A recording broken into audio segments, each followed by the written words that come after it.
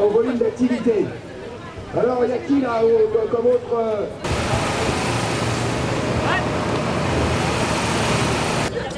J'ai fait une peau. C'est Bordeaux, c'est encore Bordeaux. Là, il y a le...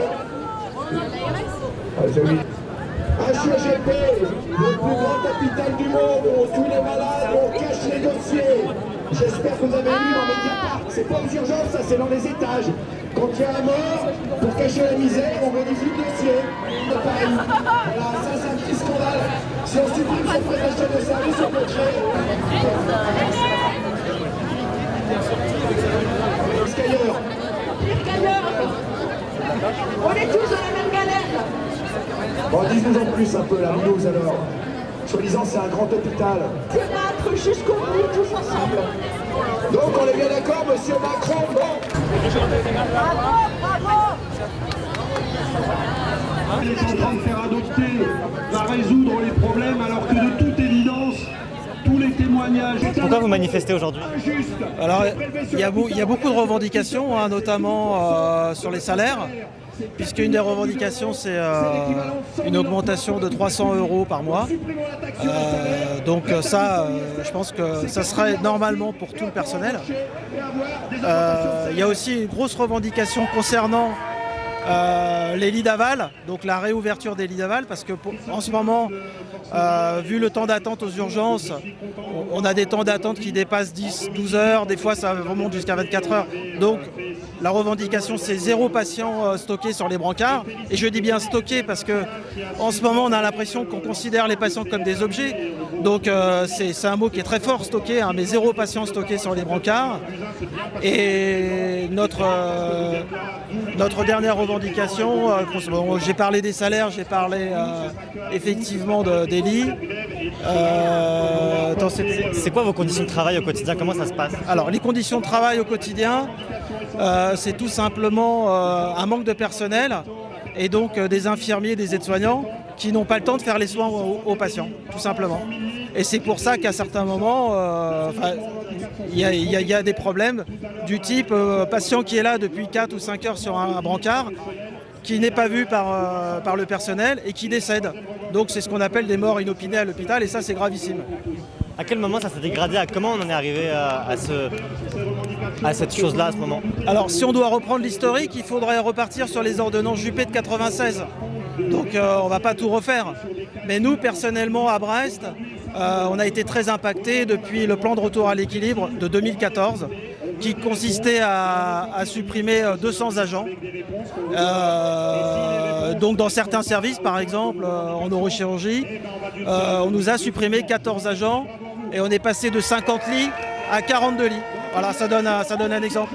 Mais aux urgences, donc de toute façon, ils seront impactés puisqu'après, quand ils ont un patient, ils n'ont pas de lit ou insuffisamment de lits pour pouvoir les transférer des urgences dans les services qui pourraient les accueillir. Comment vous faites au quotidien? Comment ça marche? Comment ça marche? Ça marche très mal. Parce que en fait, le patient, il faut d'abord qu'il soit vu par l'infirmier d'accueil. Il faut que le médecin urgentiste pose un diagnostic. Donc le diagnostic il sera posé en fonction de certains examens complémentaires. Mais c'est toute la machine qui est grippée en ce moment. Le diagnostic il va tomber très tard. On va avoir un mal de chien à avoir la radio, le scanner ou l'IRM parce qu'on n'a pas suffisamment d'aides-soignants ou d'ASH pour brancarder. Donc c'est toute la machine qui est grippée en fait. Comment on peut sortir de cette crise? Qu'est-ce qu'il faut faire? Nous, ce qu'on propose, c'est de se baser sur le nombre de personnels qui sont dans le référentiel SFMU, ce qui nous permettrait, je pense, là je crois que sur l'API, il parlait d'embaucher 700 infirmiers. Bon, ça donne une idée, quoi. Il faut embaucher massivement des infirmiers, des aides-soignants et des ASH. Il n'y a pas d'autre moyen. Vous pensez que vous allez être entendu, écouté par le gouvernement? Alors, c'est ce qu'on appelle construire le rapport de force. Tant qu'on sera qu'une poignée dans la rue, ça va être compliqué. En ce moment, je crois qu'on est à 80 SAU sur les 600 en France. Il faut amplifier le mouvement et surtout, il ne faut pas oublier tout le personnel, par exemple le personnel des EHPAD, parce qu'on a fait un gros mouvement l'année dernière en 2018, surtout en janvier, et il faut absolument qu'on élargisse la base. et qu'on ait l'ensemble des personnels hospitaliers. Et en plus de ça, en ce moment, il ne faut pas oublier qu'il y a la réforme de la fonction publique. Donc il y a vraiment de quoi se mobiliser, quoi. Vous aimez encore votre travail dans les conditions qui sont les vôtres aujourd'hui? Oui, je crois que moi j'aimerais toujours mon travail personnellement, je parlais à titre personnel, j'aimerais toujours mon travail. Le problème, c'est que je n'aime pas les conditions dans lesquelles on me force à le faire. C'est ça le problème. On redonne les moyens aux soignants de faire correctement leur travail. Pourquoi vous manifestez aujourd'hui? Alors aujourd'hui, c'est les services d'urgence qui manifestent parce qu'on est arrivé dans un système qui est un peu à bout de souffle. C'est-à-dire qu'on a de plus en plus d'activités, on a une population de plus en plus précaire qui se présente aux urgences. Et puis d'un autre côté, on a de moins en moins de personnel puisque, comme tout le monde le sait, on cherche à faire des économies dans le système de santé et en particulier à l'hôpital. Donc on a un double effet, augmentation de l'activité, baisse des effectifs, ce qui fait que les soignants aujourd'hui, ils sont plus capables de faire correctement leur métier, accueillir et soigner correctement la population. C'est quoi vos conditions de travail au quotidien concrètement? Là concrètement, voilà, c'est énormément de passages. C'est des temps d'attente pour les patients qui sont énormes. Ça va jusqu'à 24 heures sur un brancard, dans un couloir. Donc ça veut dire s'occuper du plus urgent, laisser attendre des patients dans le couloir dans des conditions extrêmement dégradées. Voilà, et c'est quasiment tous les jours comme ça, c'est compliqué. Comment on en est arrivé là? À quel moment ça a craqué?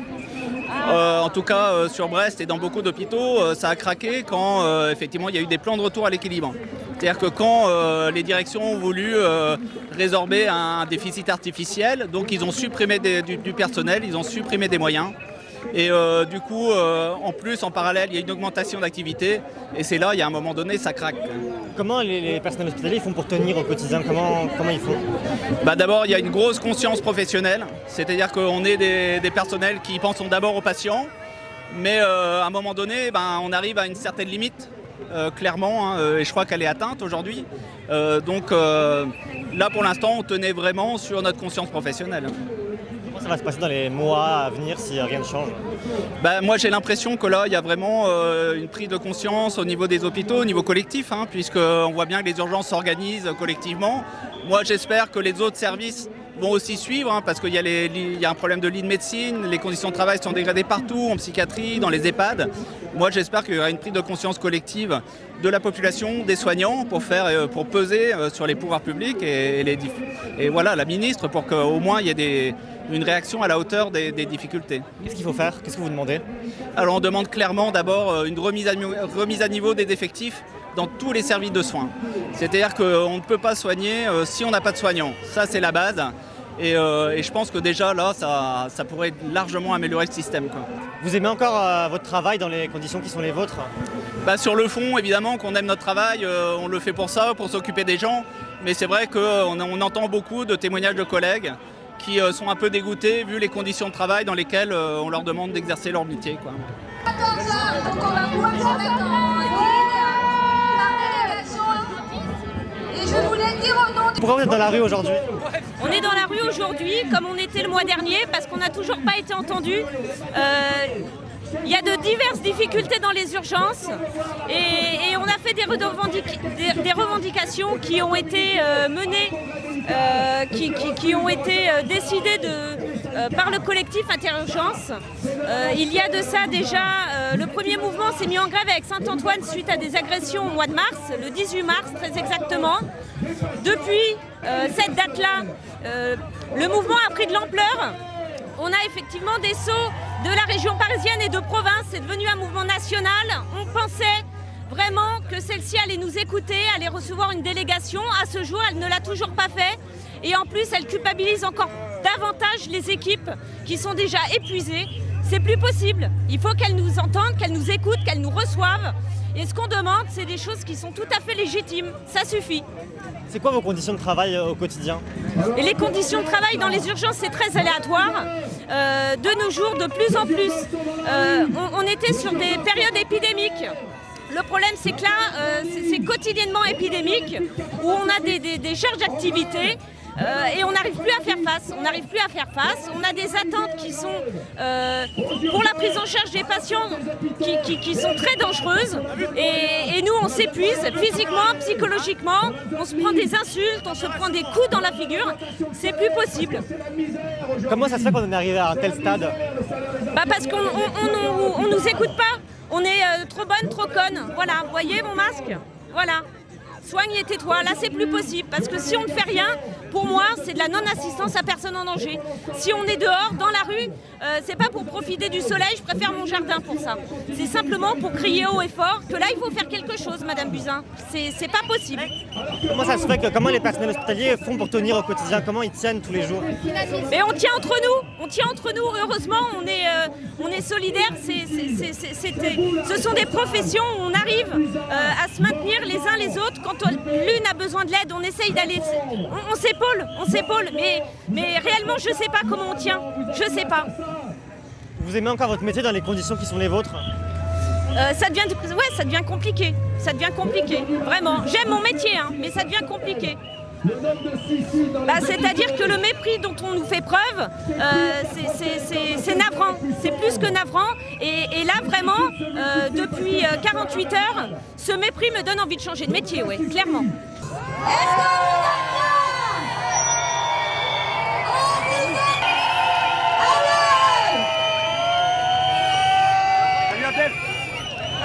J'ai dit qu'il faut vous mettre devant les trucs parce qu'ils vont vous prendre en photo tout ça. Là, je fais avancer le camion pour que vous soyez reparti. L'hôpital, c'est qui? L'hôpital, c'est nous. La la la la la la la. En colère, on va pas se laisser faire. Urgence, en colère, on va pas se laisser faire. Urgence, en colère, on va pas se laisser faire.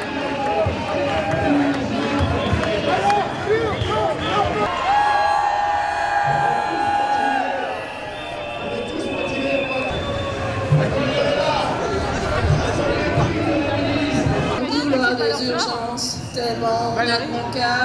Défaut de surveillance, pour se lancer trop tard. Le fruit de décision. Il faut pas être blessé. Si t'as envie de manger, mieux vaut pas y penser. Prendre soin des patients, c'est pouvoir prendre le temps de leur tenir la main, de leur mettre un bassin, rassurer les familles. Putain, sont des humains. On manque de personnel, d'une prise en charge humaine. Plus le temps de les écouter.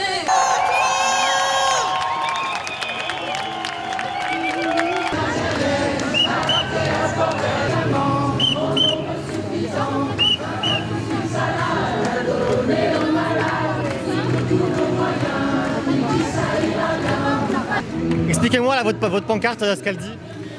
Tout simplement que ça c'est au sens propre, hein, parce qu'on s'occupe des gens et on s'occupe de leur sang, de leur sel, de tout ça, des urines. Donc on a vraiment les mains dans la merde au sens propre. Hein.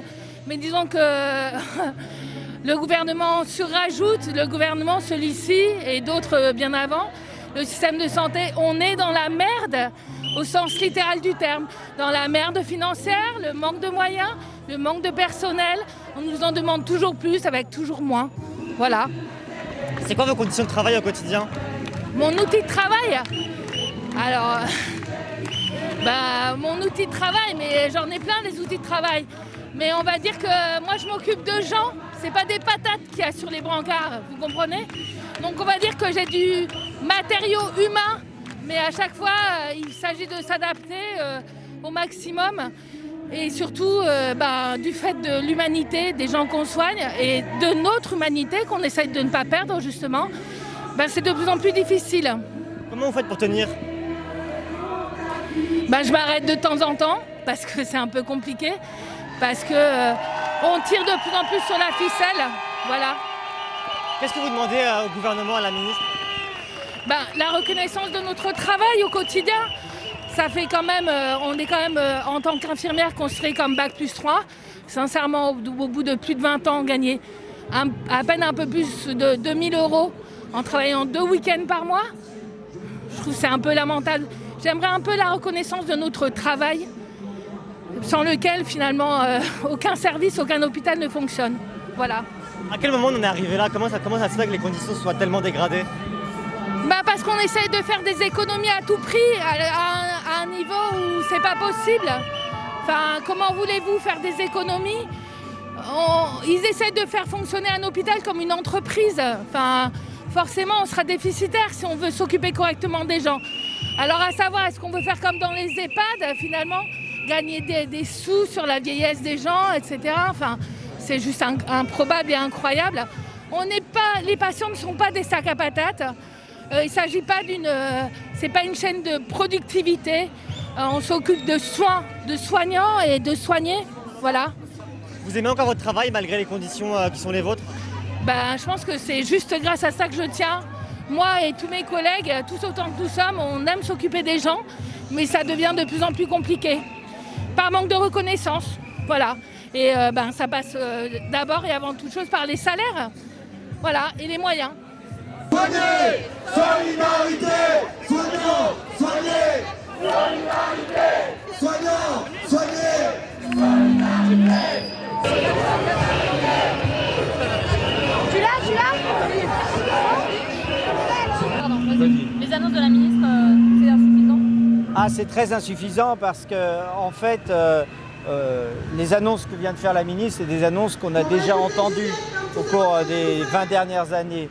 On a besoin, et c'est là la colère du personnel, c'est que c'est vraiment, ils ont besoin d'un big bang, d'une grande réforme, de quelque chose de fort. Mais là, on n'a pas ce ressort, on n'a pas l'impression que la ministre a compris l'ampleur du problème. Patrick Pelot, vous comprenez bien que ça fait des mois, voire des années que vous êtes dans la rue, ouais. Mais ça bouge pas. Non, ça bouge pas, ça se dégrade même, il faut quand même en être conscient. Mais maintenant, les urgences, c'est devenu la variable d'ajustement de tous les dysfonctionnements du système de santé, que ce soit médical, psychologique et social. Et on ne peut pas tout faire, c'est pas possible. Donc on est arrivé à presque 24 millions de passages aux urgences, et ça s'exprime par le ras-le-bol du personnel. Et les réponses du gouvernement sont très insuffisantes aujourd'hui. Mais alors si ça fait 3 mois qu'ils sont en grève pour certains et rien ne bouge, qu'est-ce qu'il faut faire? Mais je ne sais pas, parce que si vous voulez, vous avez la contestation des gilets jaunes qui est anarchique et violente. Le gouvernement dit on n'y répond pas, mais quand vous avez des syndicats, une structuration sociale qui se fait, ils ne veulent pas non plus négocier et progresser. Donc c'est une question, comment est-ce qu'on fait avancer les débats sociaux dans le pays? C'est une vraie question politique et ça les regarde. Nous, ce qu'on constate, c'est qu'au quotidien, le travail est devenu de plus en plus difficile. Ce que disent pas forcément les personnels là, c'est que vous avez des records de burn-out et des vagues de suicides dans les équipes. Et ça, c'est pas tolérable. Et aujourd'hui, on est début juin, mais je peux vous dire qu'il y a plein de services d'urgence et de SAMU en France où les listes de garde de l'été ne sont pas bouclées. C'est une première, c'est dramatique, hein. Et certains syndicats de médecins ont l'air de dire qu'ils sont plutôt satisfaits des annonces de la ministre. Non, ils ont pas, je pense qu'ils n'ont pas bien lu, ils n'ont pas bien vu qu'en fait, les réponses qui viennent d'être données, c'est des réponses qu'on nous donne chaque année. Et ça, c'est pas tolérable. Il y a vraiment des réponses très précises qui sont demandées par le personnel, notamment en termes de nombre de personnel, de primes de risque, parce qu'il y a des vrais risques. Allez voir comment ils travaillent aux urgences de la Lariboisière, c'est une vraie difficulté. Ces revendications sont justes. C'est pour ça qu'on est dans la rue. Et elles sont pas entendues? Non, c'est pas entendu. C'est quoi? Elle propose 100 €? Qu'est-ce qu'elle propose là? La mesure, c'est juste une prime qui existe déjà et qui n'est pas à la hauteur des primes qui sont demandées par le personnel. Mais au-delà de la prime, je crois que ce qui est vraiment la revendication principale des personnels, qu'il faut comprendre, c'est les problèmes de moyens pour travailler et faire du travail de qualité.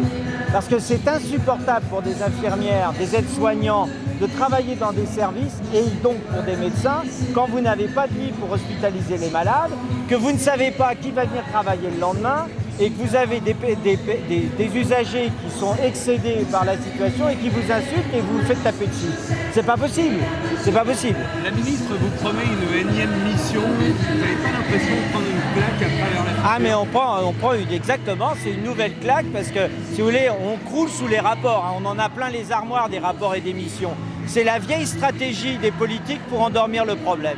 Ce que demandent les gens dans la rue et ce que demandent tous ceux qui sont là aujourd'hui, c'est d'être autour d'une table, il n'y a pas plus pacifique en fait, et d'avoir un dialogue pour construire un nouveau système. Et la modernité de ce système, c'est la coopération avec les autres. avec la médecine de ville, avec les sapeurs-pompiers, avec les cliniques privées, de manière à trouver des solutions. Prochaine étape? La prochaine étape, déjà, c'est d'aller au ministère et voir aujourd'hui si les personnels sont reçus. Voilà. Et juste pourquoi là, cet après-midi, vous pensez qu'il peut y avoir quelque chose qui se passe? Aujourd'hui, c'est les personnels qui manifestent, qui sont tous dans la rue, parce que justement, ça fait des semaines qu'ils sont en grève et qu'ils ne sont pas écoutés. C'est pour ça qu'ils sont là. Ils sont là parce que le service des urgences est la variable d'ajustement de tous les dysfonctionnements du système de santé, et donc ça pose vraiment de gros problèmes. Qu'est-ce qui pose justement concrètement problème aujourd'hui aux urgences? Le chiffre, 24 millions de Françaises et de Français qui viennent aux urgences, beaucoup y viennent, ils pourraient aller sur d'autres systèmes, et donc ça fait que le travail est devenu très difficile au niveau des urgences. Et juste pour rebondir à la réponse d'Agnès Buzyn, qu'est-ce que vous en pensez? Ça manque de concret, vous attendiez à quoi? C'est une réponse totalement convenue en fait, qu'on a déjà entendue les autres années. C'est une réponse qui a déjà été faite en 2000, en 2002, en 2006, après la canicule, etc. Alors qu'on voulait quelque chose de nouveau. On voulait du sens politique. On voulait l'élaboration de principes. C'était ça qui était intéressant. Mais bon, peut-être que ça va se faire. J'espère que ça va se faire. Toujours être optimiste. Ça marche.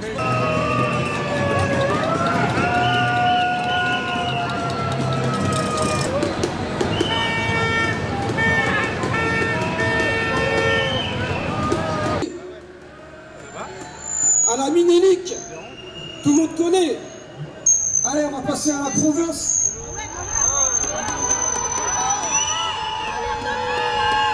Est-ce qu'on gît là?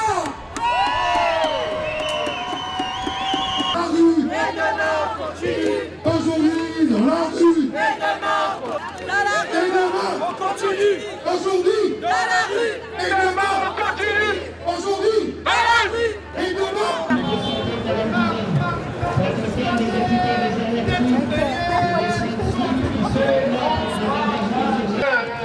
Dans la santé, on en a marre, on en a marre, on en a marre d'être exploités, d'être tout-payés, dans le lutte, on va gagner. Dans la santé,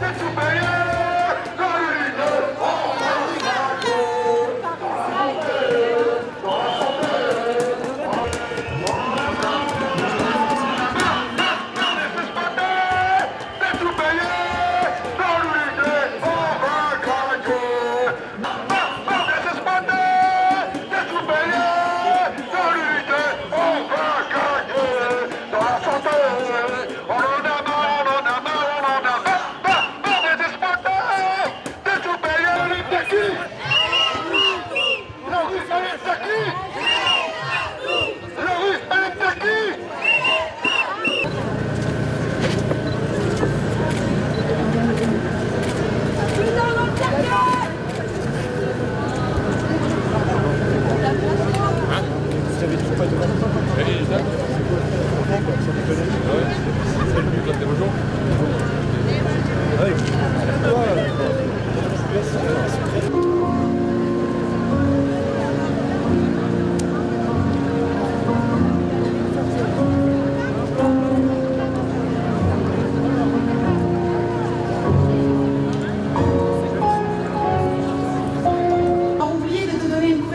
quand tu avais froid, car j'ai trop de choses en tête. Pardon de t'avoir laissé sur un brancard, tout seul dans le couloir, car il n'y avait pas de place dans l'hôpital. Pardon de ne pas avoir entendu ta détresse lorsque tu disais que la douleur allait dans tout ton corps, car j'ai été interpellée par le médecin.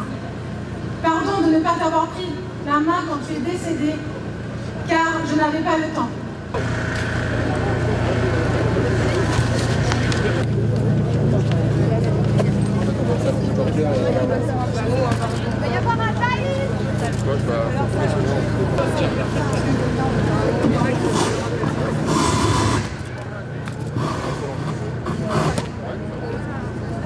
Allez, tout le monde s'allonge.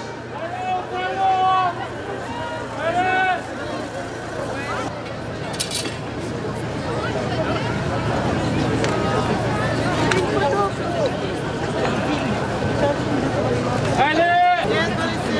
Je vais passer au-dessus de vous, mais je vais devoir tracer des petits traits autour de vous.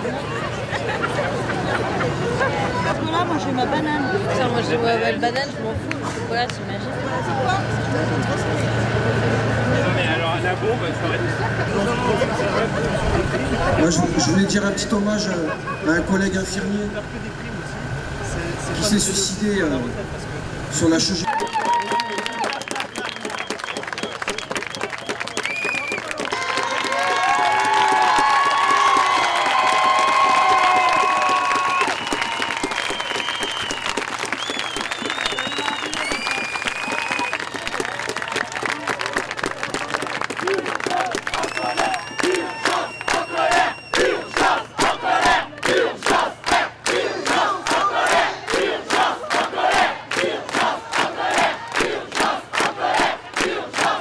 Mais encore une fois, pour prendre soin de nos malades. Parce que vous refusez de prendre vos responsabilités. Parce que nous nous préoccupons de la santé de nos patients. Vous nous discréditez et vous nous faites... Qu'est-ce qui vient de se passer là? Expliquez-moi l'action que vous venez de faire. Alors en fait c'est du coup l'hôpital nous fout à poil. On s'est mis du coup tous en boxer noir en hommage à nos collègues qui sont au boulot et qui ont mis un t-shirt noir aujourd'hui. Donc on a dit qu'on mettait un boxer noir et qu'on se mettait à poil en fait. Donc c'est symbolique et c'est aussi pour voilà, représenter ce geste pour l'État et pour qu'on nous écoute sur nos demandes, nos revendications, que l'hôpital nous met mal en fait. Mal dans le sens où il nous met à poil, il nous enlève une personnalité, il nous enlève des éléments de notre personnalité qu'on ne voudrait pas. Par exemple sur la compassion, sur l'empathie.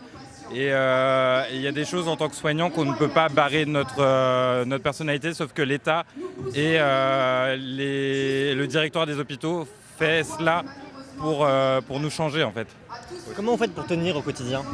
On tient parce qu'on aime notre travail et moi par exemple je travaille aux urgences pédiatriques et j'adore les enfants et j'adore prendre en charge les parents, donc c'est pour ça que je continue mon job, c'est parce que j'aime les enfants et j'aime le milieu où je travaille, mais c'est dans des conditions juste atroces parce qu'on fait du non-stop, parfois on n'a pas le temps de manger, parfois on mange en un quart d'heure, une demi-heure et c'est pas juste, c'est pas juste.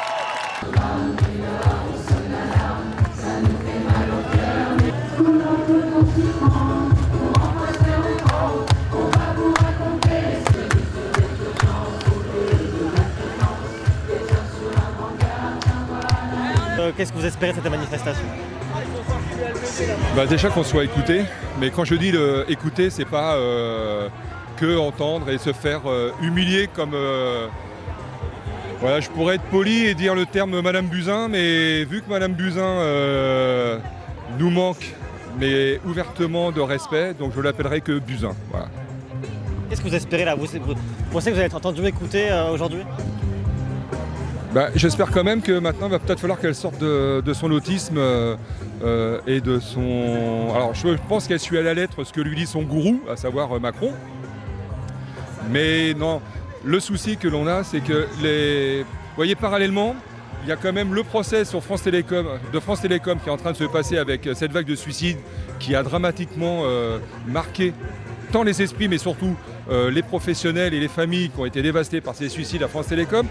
On a des taux de suicide à la PHP et dans les hôpitaux actuellement en France qui sont largement supérieurs.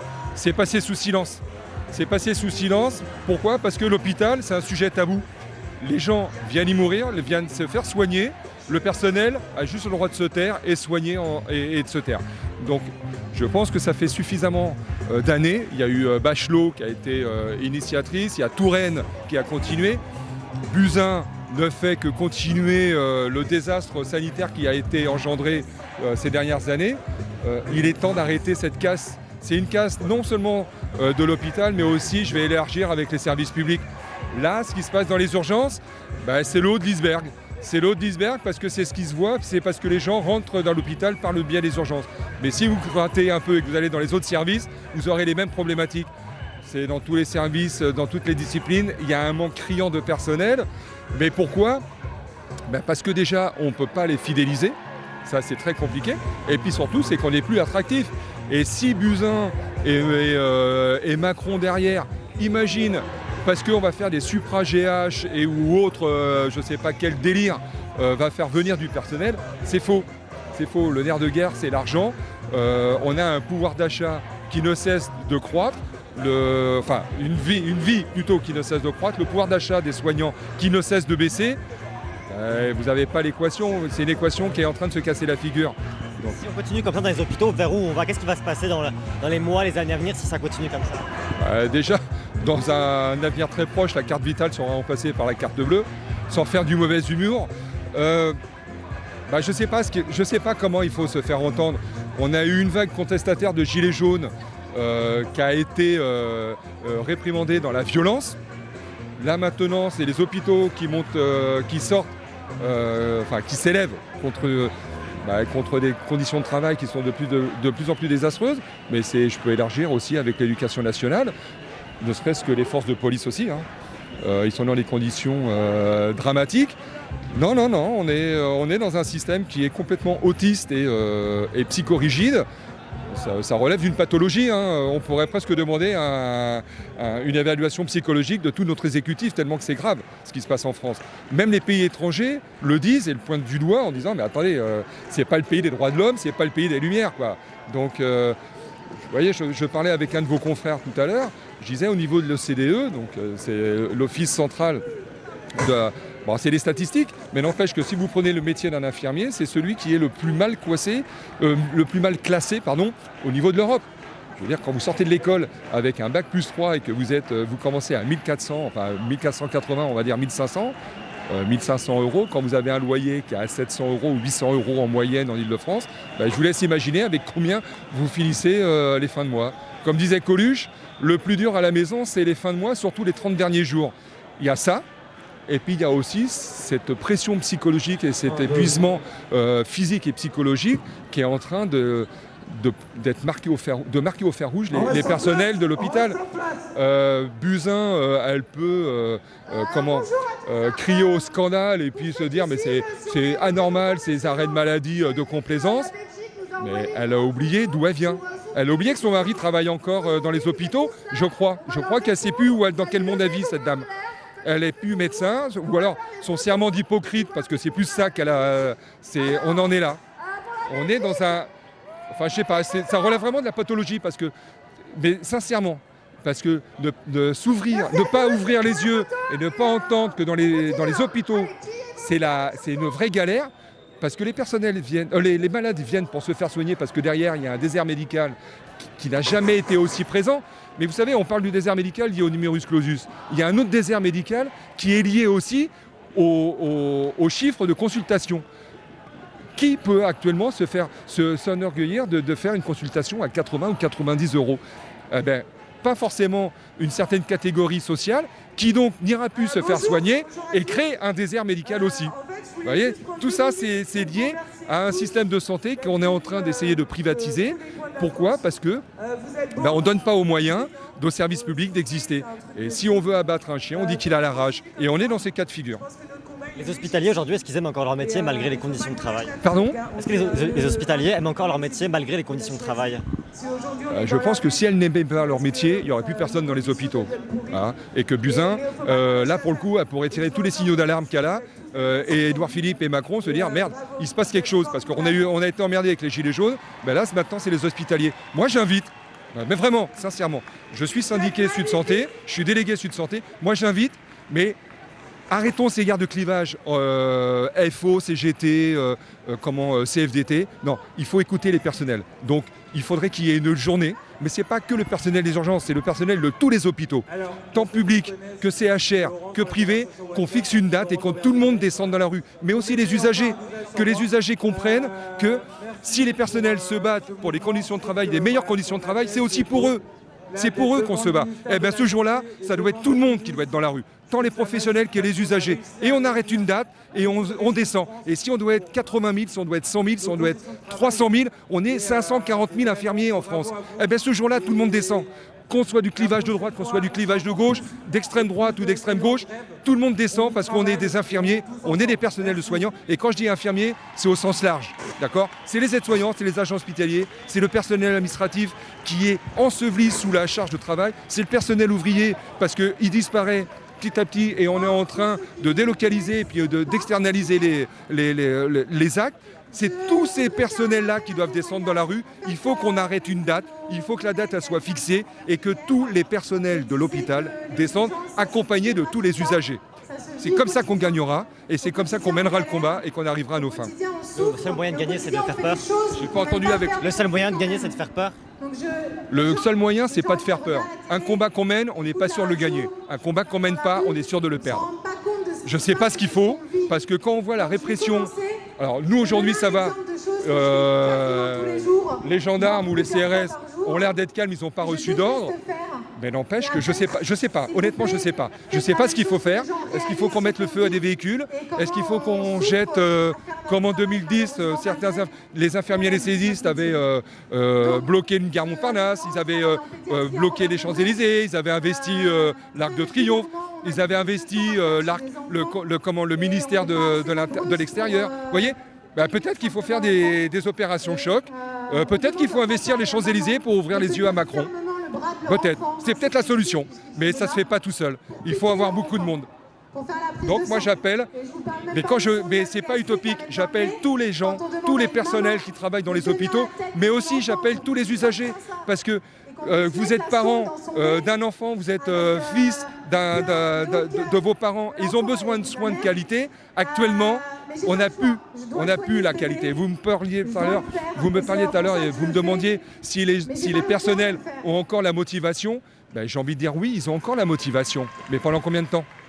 Et la responsabilité, elle n'est pas liée au personnel. La responsabilité, elle est à notre exécutif qui ferme les yeux et qui ne veut pas entendre. Et quand je dis tous les personnels, j'inclus bien sûr le monde médical. Les médicaux, vous avez aussi votre rôle à jouer. Et vous devez prendre la parole et vous devez descendre dans la rue le jour où vraiment on doit fixer une date. Et moi j'en appelle à toutes les instances syndicales et même les grands partis politiques, bloquons une date et descendons dans la rue pour défendre les services publics, mais surtout pour défendre l'hôpital public. Alors,